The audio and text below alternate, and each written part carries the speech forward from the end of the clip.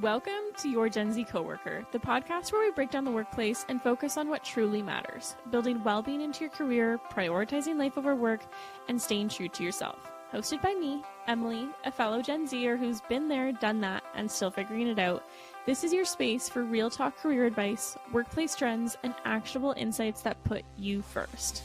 From ditching outdated office norms to embracing the freedom to thrive authentically, I am here to guide and inspire you. So grab your coffee or snack of choice, hit subscribe, and navigate this work-life thing with me on Your Gen Z Coworker. Welcome everyone to Season 3, Episode 4, I think now, of Your Gen Z Coworker podcast. I'm your host, Emily. I am here with a special guest today, and we are again here in Blackmore Studio here in Woodstock, Ontario. An absolutely beautiful event space for anything that you need. And I'm so excited to have Heather Reeves here. Heather, how are you? I'm good, thanks. How are you? I'm good. So Heather and I met like 4 months ago. About that? Yeah. And we met at kind of like a networking event in Stratford, right? Stratford, yeah. So, and we kind of met there, and our relationship has blossomed since then. But I'm so excited to have you on the podcast, and I'd love for you to kind of do a little intro. Who is Heather Reeves? What does Heather Reeves do? Heather Reeves. What do I do? So I have been a massage therapist for 30 years, and that journey has been very much about helping people physically feel better, and then along the way, helping people and giving them the tools. So I sort of joked with another healthcare provider. People will lay on the table and it's like, fix me. And obviously that's exhausting for me. And for, the caregiver, it's exhausting. Yeah. And but there's a lot of tools. And years ago when I started, I actually taught a stress management course. And I feel like everything evolved from there. I had this wonderful book that talked about yoga, talked about meditation, talked about breathing. And I created a course and mostly it was women. I did have men and women, and helping them to obviously identify when they're stressed, how they feel in their bodies when they're stressed, and then creating tools to help them feel better mentally and physically. Yeah. So it evolved from there. Yeah, that's amazing. So one of the things that I love to do when I have a guest on the podcast is talk about their journey to like where they started to kind of where they're at now. And I think it's really important to talk about these things because I think too often, especially in the younger generation, we feel like we have to have it all together all the time. Like we have to have our life figured out by the time we turn like 20, and like all these things have to be in place, and we have to like pick a career and stick with it. But I think it's really fun to see how people have, how their career has evolved over the years and kind of changed who they are, but also just not everyone has the same path, I think is one of the biggest things that I like to get across. So can you share a little bit of your journey of like from when you graduated from massage school to like where you're at now, 2025? Sure. Yeah. So I feel like I'm a dinosaur in the massage world because I've been treating for 33 years. Okay. Yeah. And Yeah. so the life expectancy of a therapist is about 5. Okay. And the burnout is 5. And so in order for me to be able to practice this long and treat people, I think my love of fitness, keeping my body strong. Yeah. So when I graduated, so maybe we'll go back a little bit because I'm from Mount Forest, a rural town, and I had been an exchange student in Australia. So it kind of evolved from there, actually. Yeah. I spent a year in Australia, and part of our curriculum was to job shadow for a week. Okay. So I job shadowed in an amazing physiotherapy clinic. Okay. And they had pro athletes, they had Olympic swimmers and divers and physiotherapists, obviously, but they had a massage therapist. Okay. So back in the olden days, there wasn't a lot of massage therapists. And so that gave me my first introduction to massage therapy. Yeah. And I've always been, and my mom my parents, more of a holistic look at our health. Yeah. So preventatively, how you can help yourself, not just here, take a pill, exercise, eating healthy foods. So that gave me my first sort of glimpse of massage therapy. But I came home. I finished high school because Australia, I was January to January there. Okay. So I had to come home and just sort of finish up grade 12, grade 13. Yeah. And I did that very quickly. Yeah. And then I traveled I backpacked through Europe with some friends. And then I started university. Okay. And I started university and I didn't enjoy it. But I made some great friends that are still friends. Amazing. And I knew that I had to have a plan.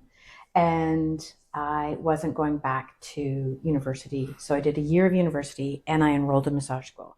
So at that time, there were 3 massage schools in Ontario. Okay. And so I had been accepted at 2. One was, I can't even remember, the Canadian Massage Therapy, and it was in Sutton. So Sutton is a very small town. Yeah. So I went to Cacao College in downtown Toronto because I figured, small town girl, this would probably be the only time I would live in Toronto. Yeah.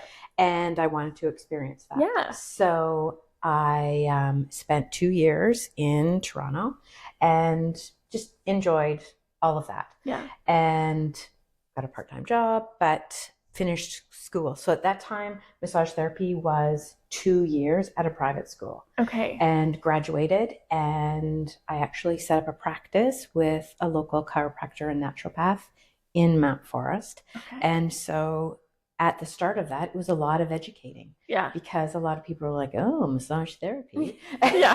Right? Yeah. So I did a lot of educating, speaking to a lot of different groups, women's institutes, community groups, Lions clubs.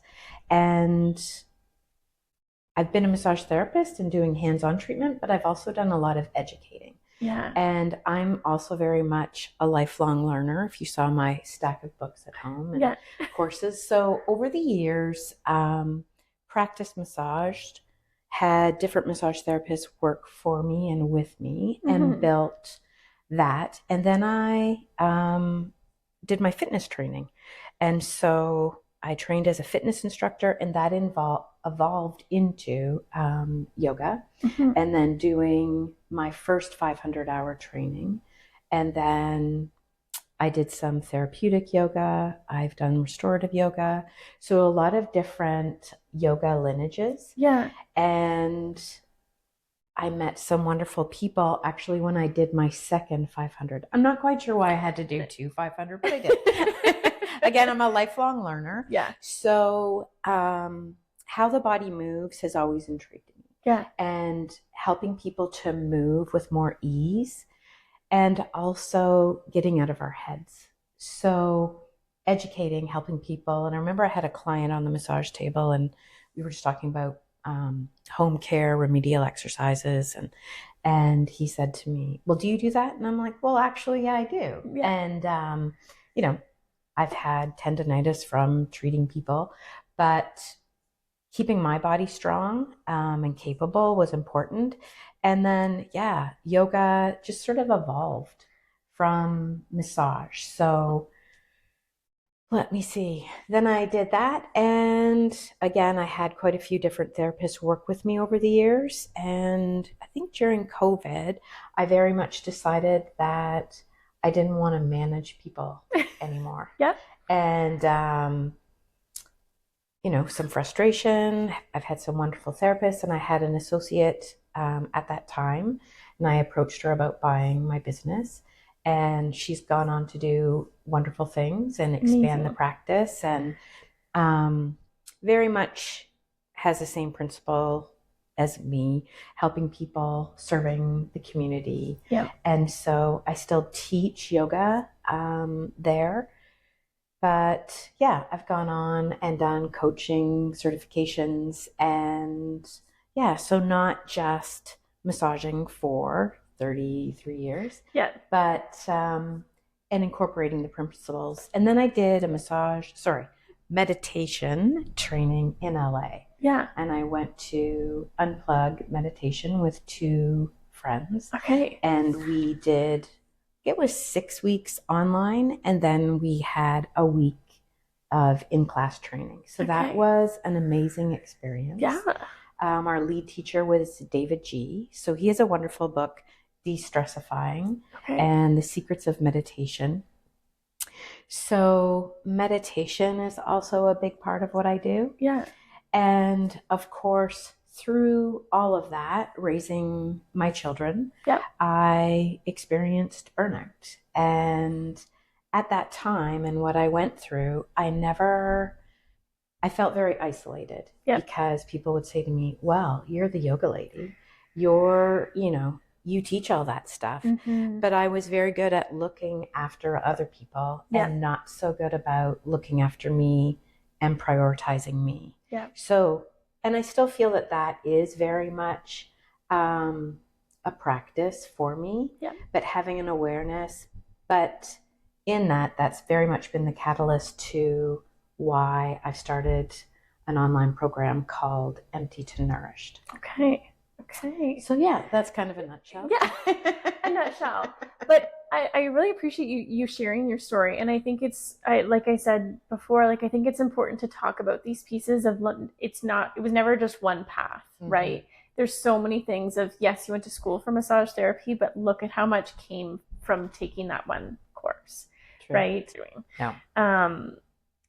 So I love the fact that you took so many different opportunities throughout your career to get you to where you are now, right? You recognize that maybe, I did this for a while and it was great, but now I'm ready for my next step, right? And I think that's, the seasons of life, the seasons of the year, I feel like we ebb and flow constantly.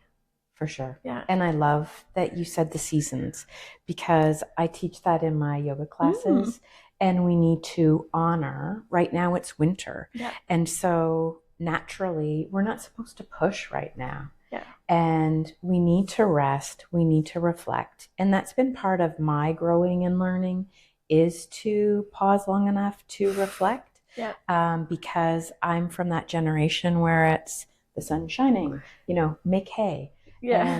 And pushing isn't sustainable. No. And I've had this conversation with clients. I've had it with my mom, my aunt. And it's like, why do we keep pushing? Why can't we just take a little pause? Yeah. Yeah. Yeah, that's so true. So you touched on your own experience with burnout. And I think a lot of us have either experienced it or have had the symptoms, but never recognized it / ignored it / tried to just move on from it. So how has your experience with burnout shaped how you work with women today? With the course that you created, with your practice? I think, and it was funny, as I was thinking about and looking at the questions that we had talked about, helping women with that sometimes, and I say this when I'm teaching my yoga classes, I will say, okay, I'll give them a modification. I'm like, I've given you permission to take that modification if you need it. Yeah. So you also need to give yourself permission. And one time, just as a joke, I wrote a client, a letter to take home. No vacuuming this week, right? Yeah. But we feel like there's expectations, and letting women know that it's okay not to do and have to be all things. Yep. And that's big, because as women, and I have this conversation quite a bit, as women, we're kind of like the conductor. We orchestrate, we keep all of the balls moving. Yeah. And men are very good in their roles, but men are also very good at looking after themselves. Yep.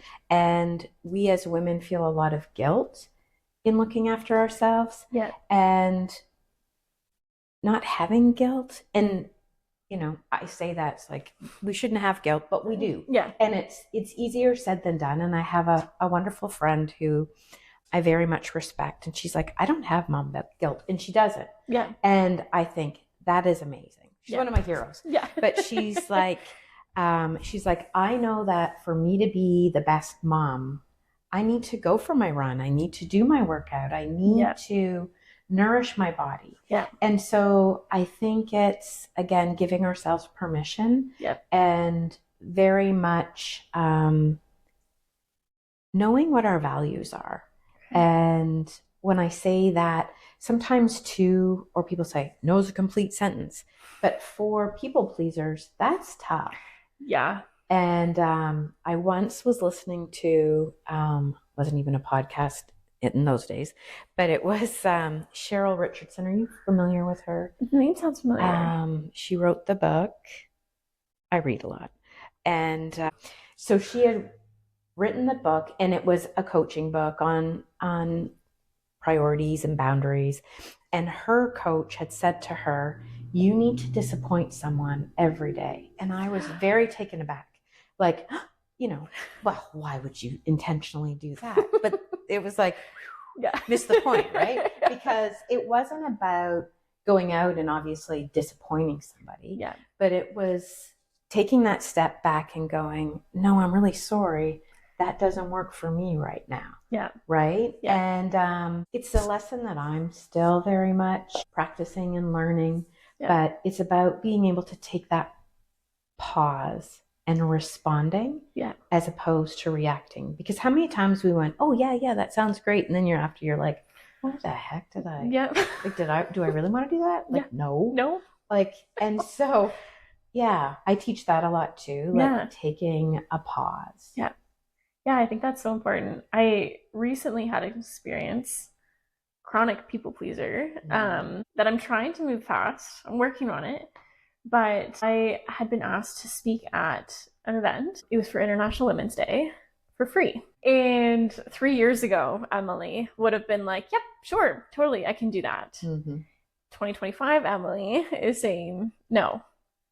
And, like you said, no is a complete sentence, which it totally is. But I did feel the need to explain myself in the email, because not only for myself, but also an education point for them. If we're talking about gender equality, if we're talking about empowering women, we're not just doing it through words, but through actions. Very good. That was something that was like, but that was a point for me. It was literally just a few days ago that I got the email, and I was like, no. But it's taken 3 years, almost 4 years of running my business to be able to have the confidence or have the to take the pause and say and recognize that if I were to take this opportunity, how would I feel actually doing it? How would I feel about the women that I'm representing, standing up on that stage? And I think too, are you familiar with human design? Yes. So mine, I am to respond. Okay. And I think like the more I learn about human design, I'm like, wow, to respond and obviously not react. Yeah. But taking that step back and giving yourself like, okay, no, I'm going to, and I've gotten better at this, I'm going to give this 24 hours. Yeah. And really see how it sits with me. Yeah. And I love what you said about, what am I saying by, equality and saying no, like, I'm really sorry. And I think too, also being able to collaborate with other women. And you and I were talking about it before we started. I also feel like I have a certain bandwidth now. And once I reach the end of my bandwidth, it's like, nope, I can't do that. And not to feel guilty because of that, but there's some things that I do that I'm very good at. There's some things that I do that I really suck at. Yeah. And so what I suck at, I'm going to find somebody that's really good at it, and I'm going to pay them to do it because they're far more efficient. Yeah. And it's just how, when we think about our energy as currency, right? And is it worth it? Yeah. Mentally, physically. And I think it's one of my yoga instructors. He has a beautiful poem, and it's called Hammock Enlightenment. And it's Ian Finn. And he's like, every day to sit for 10 minutes because we are time poor, and really sort of contemplate, but also just taking a pause. Yeah. Yeah. Yeah. It's so important. To expand on the burnout piece a little bit, burnout can sneak up on us. Maybe are you able to share with us some like common signs that women and others might miss that indicate that they are in that overdrive, either on the like right on the path to burnout, or maybe even already past that point? Yeah, and so burnout, seeing people, so there's that tired and wired, okay, right? Yeah. So they're exhausted, but then they crawl into bed and their mind's going 100 miles an hour. Yeah, that one's huge, right? Yeah. So when I see people and they're just like, yeah, sort of like that Energizer bunny that's been over caffeinated, right? Yeah. And so you're tired and wired. The other thing is to, when you sort of reflect back, it's like, oh, I had a cold in September. Oh, I had the flu middle of October. So your immune system you're struggling with your immune system. You're catching every bug that's going around. Yeah. Feeling very irritable, with coworkers, with your loved ones, and snapping when you wouldn't normally. Yeah. And that one's really big. And if you can take a step back, and I usually find that when we're irritable, it's always the people we love that we snap at. Yeah. Right? So noticing that irritability, our immune system, for me, that's a big one. And then over the years, when I've worked with women, an ache in their body that just will not go away. Yeah. And it's almost like a toothache in your shoulders, right? Yeah. So, and then again, also headaches, right? Prolonged headache, tension headache, abdominal issues, gastro issues. That's big with stress, because you have that sort of upset tummy all the time. Yeah. And your body it's preparing to fight, to flee. And then there's that overdrive. And then some people, they go into overdrive, or they're in that complete switched off.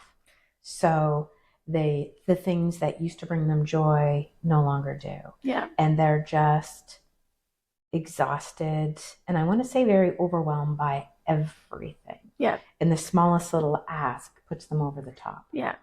Yeah, under a year ago, kind of like April, May of last year, I was in a point of overdrive. There was so many things happening, so many things going on, and when someone would ask me the question, like, "What's wrong?" That would be like my tipping point. I'd either like break down in tears, or I'd just be like, "I don't even know." Like, and I'd get frustrated because I didn't even know what was bothering me, and I was blaming it on everything because I couldn't pinpoint what was.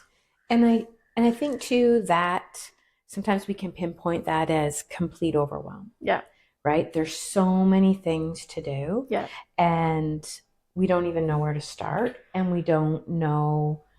And so what I suggest to people, or to help them out with overwhelm and feeling like they don't know, making a list of what needs to be done. So, but separating it. So those very easy things, and then the more challenging things, the things that take more energy. Make those two lists and separate them, and then start with the easy.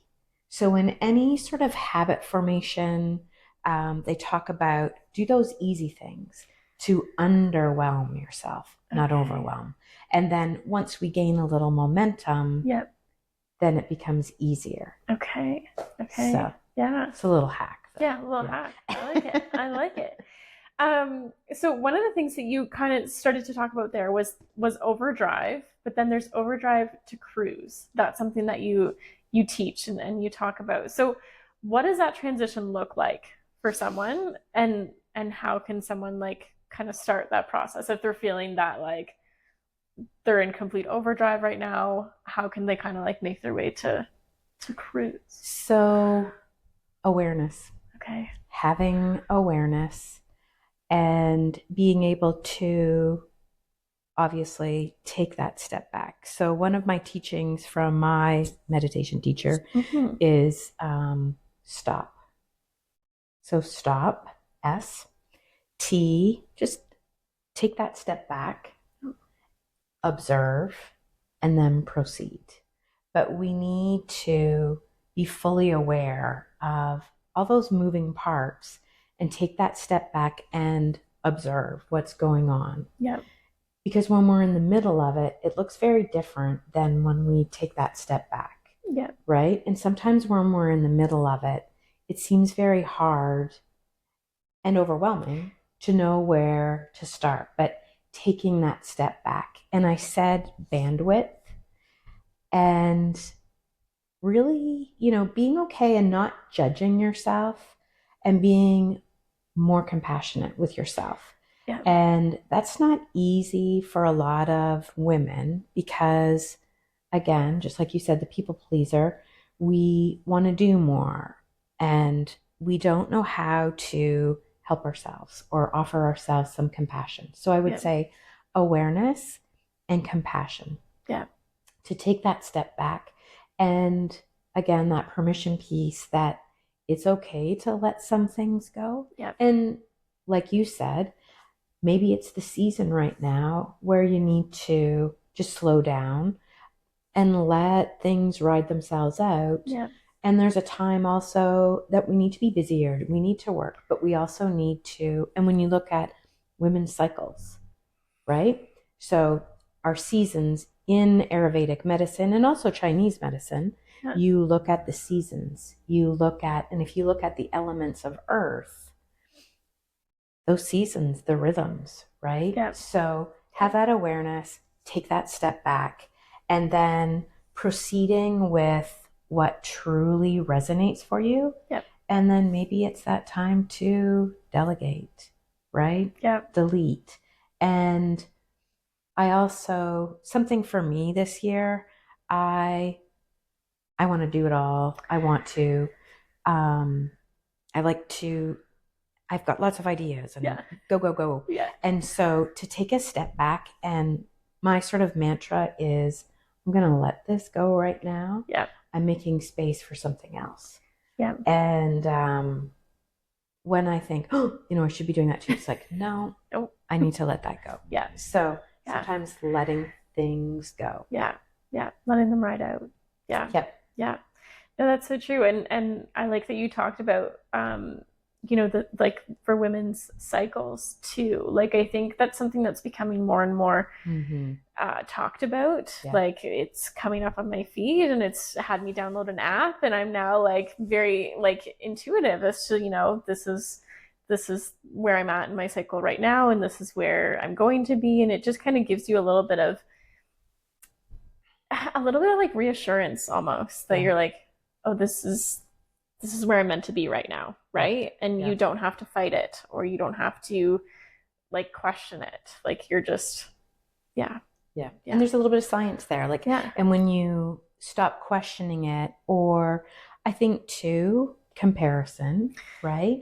Like, social media is wonderful, but it's not wonderful. Right? No. So like anything, finding that balance and, using it for inspiration, using it for ideas, but we can also then get caught up in comparison. And I've always loved the saying where they're like, okay, this person's on their journey, you're looking at them and you're aspiring to that, but they weren't always there. There was a lot of blood, sweat, and tears that got them there. A question for you. Have you seen things shift, like, since you started, like, in this field, like, with women and how they think and how they act in that way? Yes, I have. Okay. And the shift is, I feel like there was this very just perfection, right? this ideal, Martha Stewart, right? But that can't be for everybody. No. Yeah. And I feel like things have shifted in that women are more supportive of one another. And I love that. Yeah. And they collaborate more. Yeah. And helping one another out, but also just cheering one another on. Yeah. And I feel that has shifted. And maybe it's the people I've, decided to be with or share my energy with. Yeah. But I feel like for me, but looking at from a professional standpoint, that has evolved. Yeah. And mind you, I've always been one that I thought that I had to do it all by myself. So I've learned to ask questions. I've learned to ask for help. Do you think you can share a simple technique or maybe like a little simple like practice to help women like downregulate their nervous system when they're feeling overwhelmed? I can. I love doing this. Okay. So when I guide people or share a technique, I'm going to ask you to put your hands on your heart and rest them on your heart. Okay. So when we offer ourselves this gesture, it's a gesture of reassurance. And so feeling your hands on your heart, and then I want you to just settle back into your chair, your cushion, and then gently close your eyes. And when I share this technique, hands on your heart, just take a moment and feel your belly expand and feel your chest rise up into your hand. And knowing that in this moment, there is nothing for you to do. There's nothing for you to fix or to change. And you're going to take a nice deep breath in, and we're going to breathe in to the count of 4, 3, 2, 1, and breathe out 4, 3, 2. So I love that practice, and I love to give people the reminder that in this moment, there is nothing to do. Yeah. And even if you were doing that for yourself, to put your hands on your heart, and maybe your mantra is, I am safe. Yeah. And that's one of my favorite. Yeah. I like that. It's a good one. I think something you mentioned earlier about, just like taking 10 minutes of your day and just dedicating that time to just nothing. Yeah. I think is really important, and something that I don't do ever, probably. Because I feel like I'm constantly on the go, but like I'm happy and I'm loving everything that I'm doing, but I'm also like a Gen Z and I'm addicted to my phone, right? So like I feel like I'm taking a break, but I'm actually just like scrolling social media.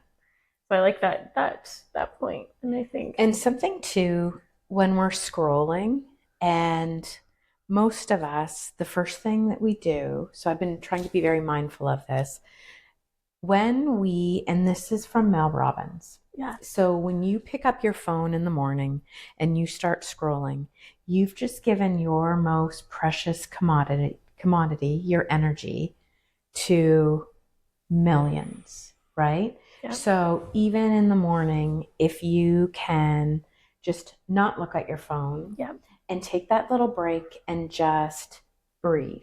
Yeah. So like the other day, it was snowing beautifully. I just sat and I watched the snowflakes. Yeah. Right? Or starting your day. Some people find it very hard and they'll say to me, I can't stop all the thoughts. We're never going to be able to stop the thoughts. We have 40 to 60,000 thoughts a day.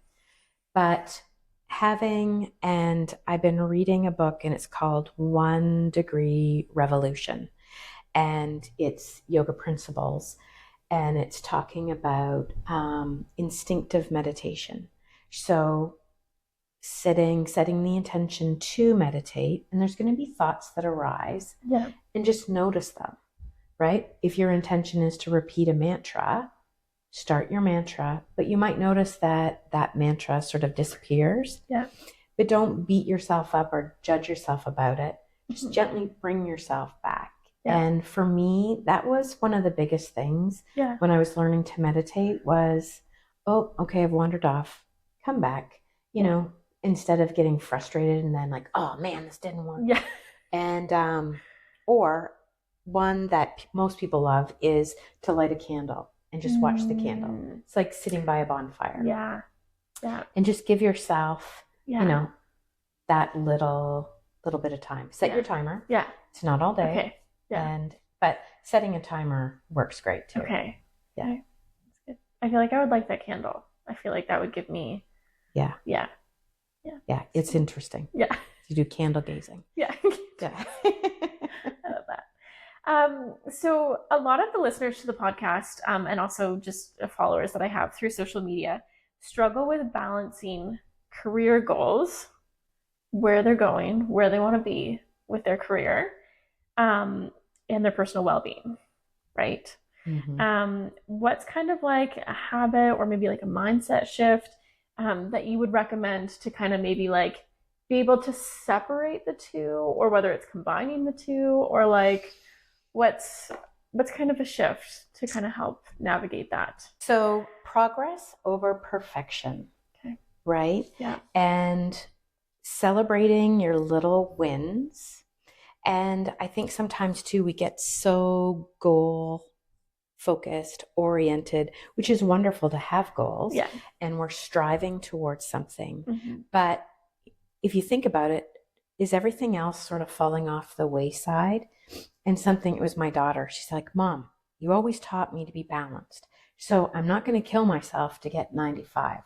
And I thought, oh, awesome. Like, you know, she listened to me. Yeah. It was like, oh, it's always, you know, a kicker when your kids, you know, throw your words back at you, right? Yep. But again, our goal, but looking at those little wins. So if you, atomic habits, tiny habits, it's all very much about that 1 degree and celebrating those small milestones that keep you moving forward.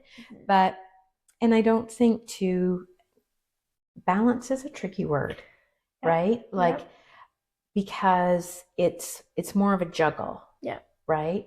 But are the balls that you have in the air the ones that you want in the air? And, you know, how can you? So finding that balance of, you know, maybe you need to ask for more help in this area. Or if you have a family, you know, how can you as a family work together on something? And I think too, again, collaboration. Right? And involving other people and helping you on your journey. I think when we're so focused, yes, wonderful to be focused, but pausing to reflect, pausing to, you know, is this what I truly want? You know, and I feel like too, I had this conversation years ago, I think with my yoga class. Lots of times as women, our journey is just a little more, you know, little sidetrack, and that's okay. I think it's more difficult to be extremely linear. That's more of a masculine energy. So if you look at a feminine energy, it is that little winding. Sometimes they're big winds, sometimes they're little, but know that from a nautical perspective, right? They don't just crank the ship to the right. You have to go 1 degree. So that for me has been a big thing that, okay, we're getting there. And let's, you know, that was a win. And keep going. But when you're going, are you happy? Like, are you still having joy in your life? When we're so one focused, I think we lose the joy. I've talked about the word balance before on the podcast, in kind of terms of the concept of like work-life balance, right? And so often, you know, it was, I mean, for the last 5 years, so many companies were saying we offer work-life balance, and I'm like, you can't promise that. No. As a company, as a business, you can't promise work-life balance. A, because it looks different for everyone. Mm-hmm. B, because you're not controlling your employees' lives. C, there's just like so many other reasons. And so what I always use in my practice and what I talk about is work-life integration. So how do they integrate? How do you mesh them together, and how do one piece is bigger than the other one sometimes, and the other piece is bigger than the other one sometimes. But yeah, I like that you made that point about balance, because it's a very tricky, I guess, concept even for people to imagine, for people to find balance. And I like your word, integration. Yeah. That to me, it makes way more sense. Yeah. And like you said, sometimes it's a little bit more, but then you need, when you look at yin and yang, right? Yeah. Those two, it's not down the middle. No. Right? No. So sometimes there's a little bit this way. Yeah. And just like in a relationship, right? Yeah. There's always that give and take. Yeah. So. Yeah. Yeah, for sure. What role does mindfulness play in balancing the to-dos of life and work? Mindfully proceeding. Yeah. In balancing those to-dos, that mindfulness, just like I said a little bit ago, having that mindfulness of what is a priority. Yeah. And again, taking that step back and knowing how, or giving yourself space to respond. Yeah. As opposed to, and to me, that's what mindfulness is. You mindfully respond. Yeah. We don't just react to a situation. Yeah. Because, and again, my meditation teacher, he shares a story. It's like, are you torching the village? Right? So being able to be mindful and respond to a situation. Yeah. And, I think about, parenting, and there's certainly been lots of times I've torched the village, right? Yep. And not beating ourselves up when we don't do it perfectly, or but being able to take that step back. Yeah. And we can all think of different situations in our lives where we've reacted. Yeah. Right? So, and we're not going to always be mindful, or we're not going to always respond. Yeah. But if we can slow down enough to give ourselves the opportunity to respond. Yeah. Yep. I like that. One of the next things that I always do on the podcast is we're getting near the end. We're doing rapid fire questions, which are always just like so fun. I love them. Okay. But like my hand's already sweating every time I do this, even though I'm not the one getting the questions asked to me. Okay. Are you ready? Okay. 5 seconds to answer each question. As usual, I can't count and talk at the same time though, so okay. We'll kind of go with it. Okay. Are you ready? Sure. Okay. Dream job as a child. I wanted to be a harem dancer, belly dancer. What? Okay, that's so fun. I wanted to be a librarian. That's what I wanted to be in my adult job. One food you could eat every day. Ice cream. Yeah. Okay. Dogs or cats? Dogs. Okay. Most used emoji. Namaste hands. Okay. Fun. Go-to karaoke song. Oh gosh, that one's hard. I always think of the songs my husband thinks. I was like, no. That's not a good idea. Thank you. Geez, that one's probably my hardest one. Can we come back to it? We'll come back to it. Okay. We'll come back. For celebrity crush. Oh, we went to see Corey Hart. Mm. In concert. One thing you can't live without. One thing I can't live without. Moisturizer. This time of year? For sure. For sure. Favorite childhood memory? Being with my grandma and walking by the river. That was beautiful. Favorite holiday or time of year? Summer.